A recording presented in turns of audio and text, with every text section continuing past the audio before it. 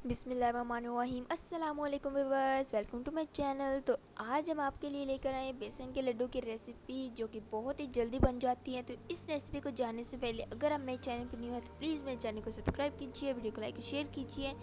तो चलते हैं अपनी रेसिपी की तरफ। तो इस रेसिपी के लिए सबसे पहले हमने यहाँ पर लिया है एक पैन, और पैन के अंदर हमने डाले हैं तकरीबन 5 चम्मच ऑयल के, और फ्लेम को हमने कर लेना है थोड़ा सा लो। और इसके अंदर फिर हमने डालना है 1 बड़ा कप बेसन का, और इसको अच्छे से हमने भूनना है। थोड़ा थोड़ा करके हम इसके अंदर शामिल करेंगे और घी के साथ मिक्स करते जाएंगे। और व्यूअर्स, जैसे कि आपको पता है कि आजकल सर्दियों का मौसम स्टार्ट हो चुका है, तो जिन बुजुर्गों के जोड़ों पट्टों में दर्द होती है तो उनके लिए भी ये रेसिपी बहुत ज़्यादा मुफीद है।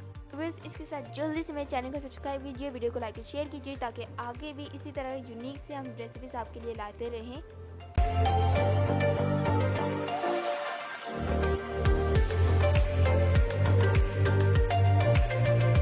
बेसन को घी के साथ हमने तकरीबन 5 से 7 मिनट तक के लिए ही भूनना है, और इसके बाद हम इसमें और भी इंग्रेडिएंट शामिल करेंगे।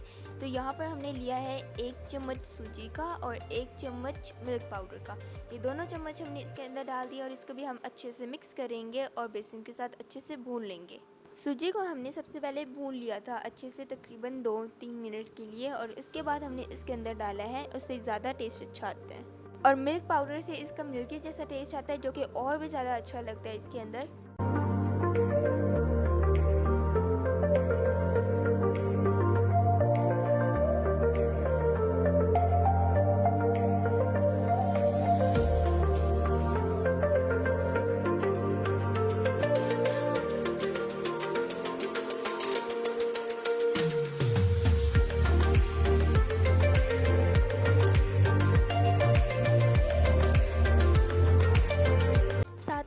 यहाँ पे इलायची पाउडर भी डाला था और इलायची के बीज भी डाले थे। इससे ना इस रेसिपी में एक जान सी आ जाती है, खुशबू बहुत ज़्यादा अच्छी आती है।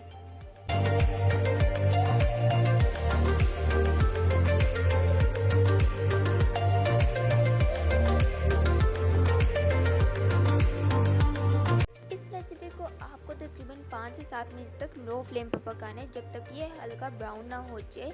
और उसके बाद हमने इसको उतार कर किसी बर्तन में हमने इसको निकाल लेना है और ठंडा होने के लिए रख देना है।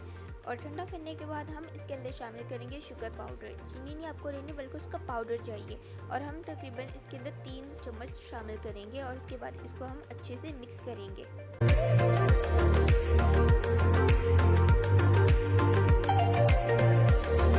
As you can see guys, यहाँ पर हमने इसको अच्छे से मिक्स कर लिया। अब हम इसको शेप दे रहे हैं। शेप आपको गोलाई में देनी है, गोल गोल हमें सारों को शेप देनी है।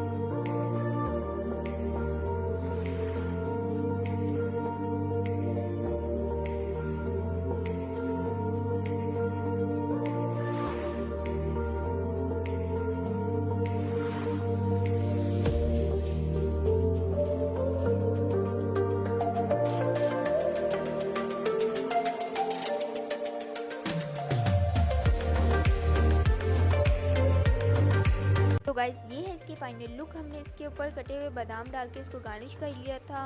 उम्मीद था कि आज की आपको वीडियो पसंद आई होगी। If you like my video then please give a video a big thumbs up, do like share and comment, subscribe to our channel.